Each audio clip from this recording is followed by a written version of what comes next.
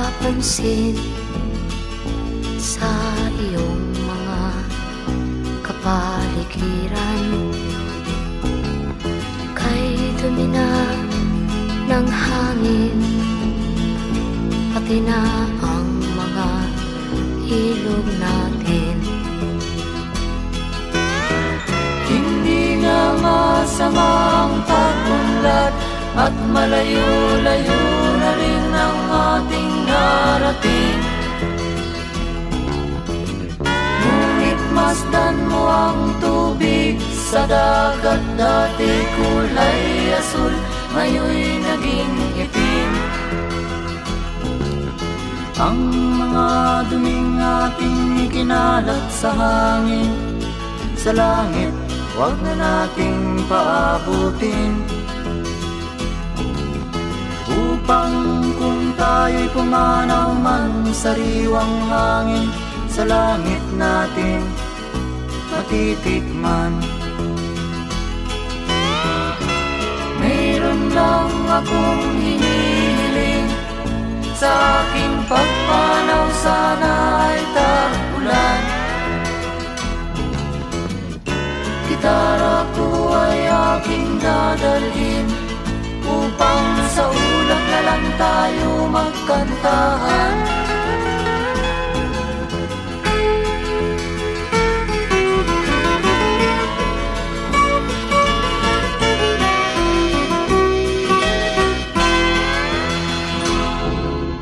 Ang mga batang ngayon lang isinilang, may hangin pa kayang matitikman? May mga puno pa kaya silang aakyatin? May mga ilog pa kayang lalamuyan? Bakit di natin pag-isipan ang nangyayari sa ating kapaligiran? Hindi nga masamang pag-unlad kung hindi nakakasira ng kalikasan. Darating ang panahon, mga ibong dala ay wala nang madadakuan. Masdan mo ang mga punong dati ay kay tatag, ngayon'y namamatay dahil sa ating kalokohan. Lahat ng bagay na narito sa lupa, biyayang galing sa Diyos kahit nung ika'y wala pa. Ingatan natin at huwag nang sirain pa, pagkat pag kanyang linawi tayo'y mawawala na. Mayroon lang akong hinihiling, sa aking pagpanaw sana ay tag-ulan. Gitara ko ay aking dadalhin, upang sa ulap na lang tayo magkantahan.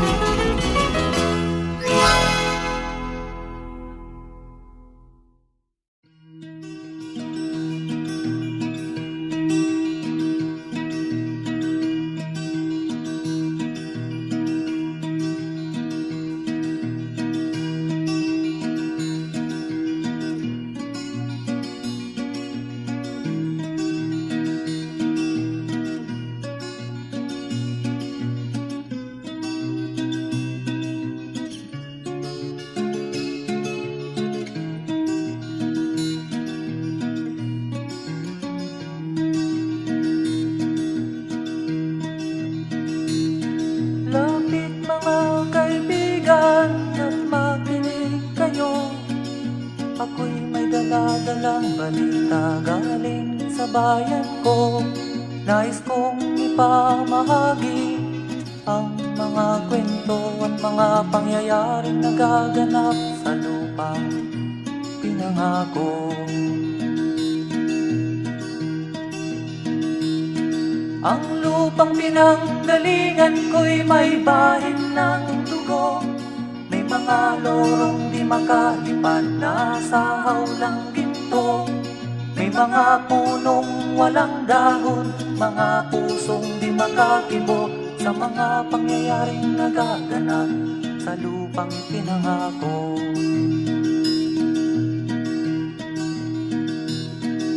Mula nang makita ko ang lupang ito, nakita ko rin ang munting apoy sa puso ng tao.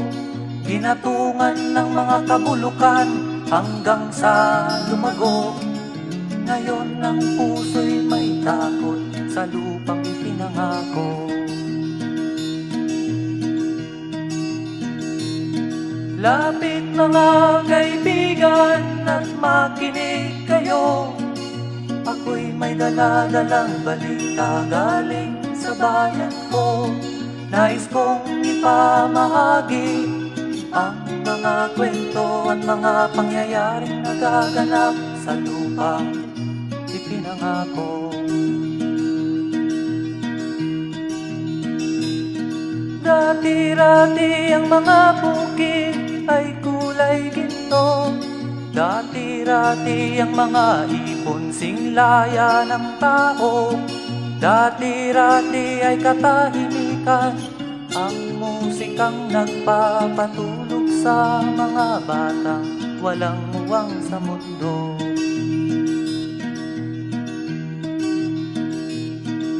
Ngayon ang lupang ipinangako ay nagsusumamo. Patakan niyo ng luha ang apoy sa kanyang puso. Dinggin niyo ang mga sigaw ng mga puso ng taong kung inyong dadamhin kabilang sa inyo. Duol mga kaigsunan nung paminaw kamo, doon ako'y dala ng mga balita gikan sa banwa ko. Gusto ko nga ipahibalo ang mga istorya nga nagakahitabo sa banwang bisag nato.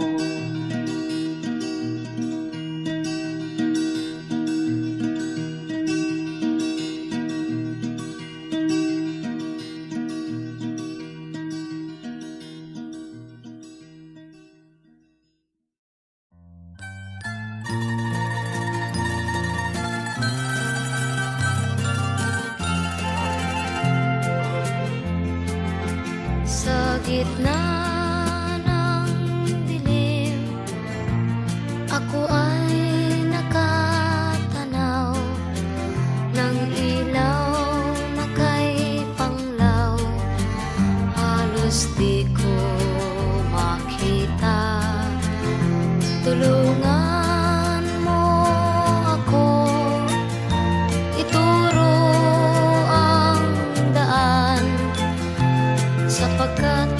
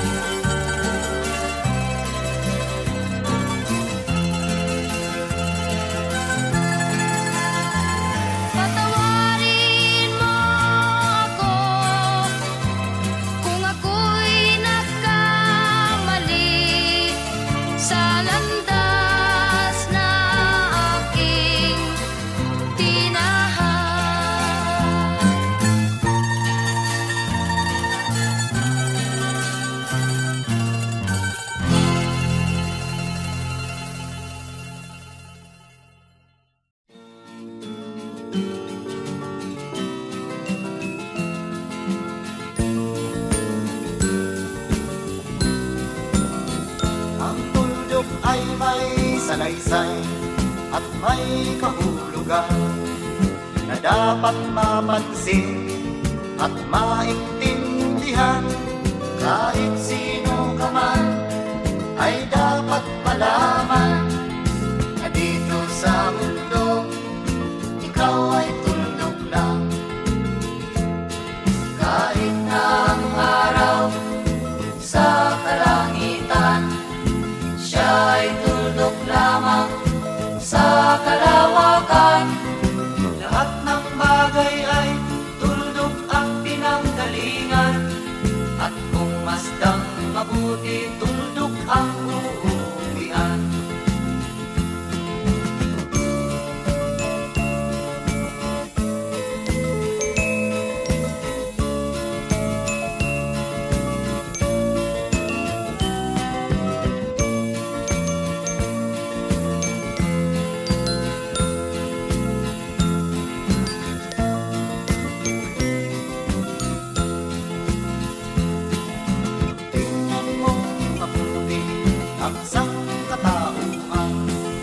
Maraming nag-aaway, tuldok lang ang dahilan. Sa aking nakita, ako'y natawa lang, pagkat ang nangyayari malaking kaibangan. Kaya wala kang dapat na ipagmayabang, na ikaw ay mautak at maraming alam. Dahil kung susuriin at ating isipin, katulad ng lahat, ikaw ay tuldok rin.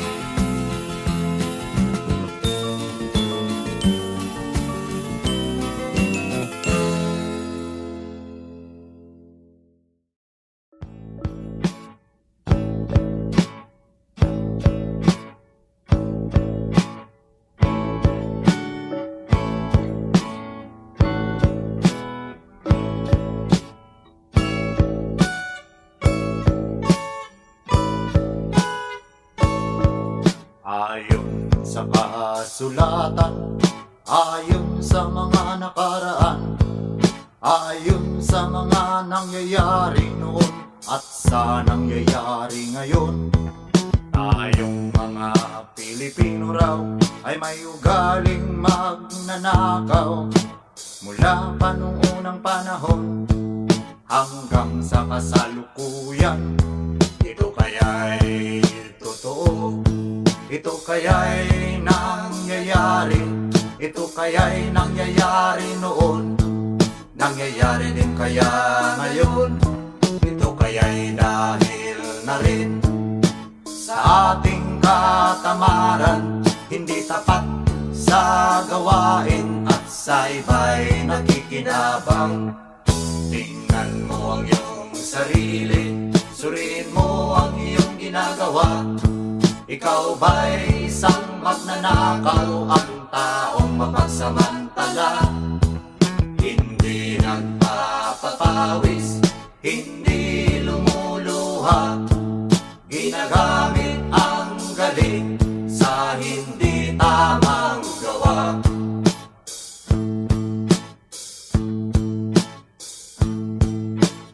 Ang magnanakaw ay mapagsamantala, magaling magkunwari, madaling makilala.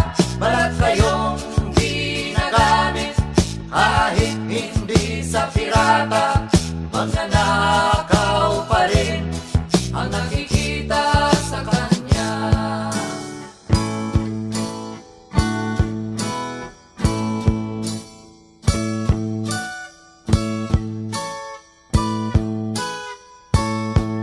May nagnanakaw ng oras, talino at pawis, pati ang galing, kung minsa'y ninanakaw din. Ano kaya ang dapat gawin? Ngayong alam na natin, dahil na rin ba sa katamaran, hahayaan na lang ba natin? Tingnan mo ang iyong sarili, suriin mo ang iyong ginagawa. Ikaw ba'y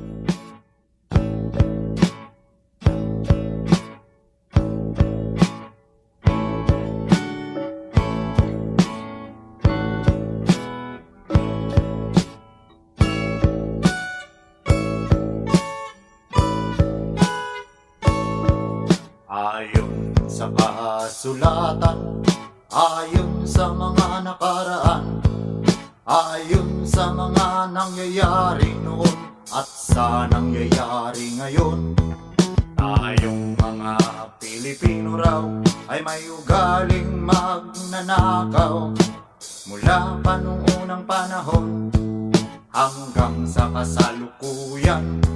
Ito kaya'y totoo, ito kaya'y nangyayari, ito kaya'y nangyayari noon, nangyayari din kaya ngayon. Ito kaya'y dahil na rin sa ating katamaran, hindi tapat sa gawain at sa iba'y nakikinabang. Tingnan mo ang iyong sarili, suriin mo ang iyong ginagawa. Ikaw ba'y isang magnanakaw, ang taong mapagsamantala? Hindi nagpapapawis, hindi lumuluha, ginagamit ang galing sa hindi tamang gawa.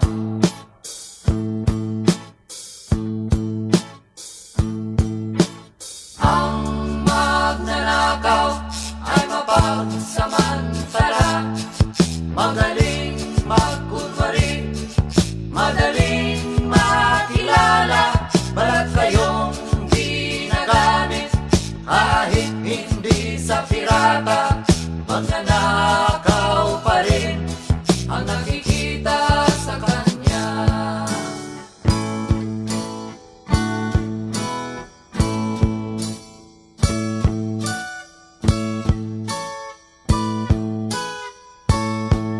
May nagnanakaw ng oras, talino at pawis, pati ang galing, kung minsa'y ninanakaw din. Ano kaya ang dapat gawin? Ngayong alam na natin, dahil na rin ba sa katamaran, hahayaan na lang ba natin? Tingnan mo ang iyong sarili, suriin mo ang iyong ginagawa. Ikaw ba'y isang magnanakaw, ang taong mapagsamantala? Hindi nagpapapawis, hindi lumuluha, magnanakaw ng oras, galing at pawis ng iba.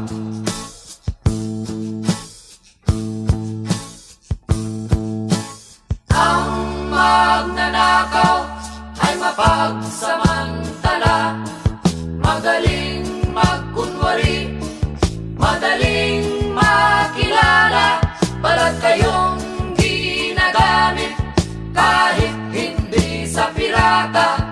Magnanakaw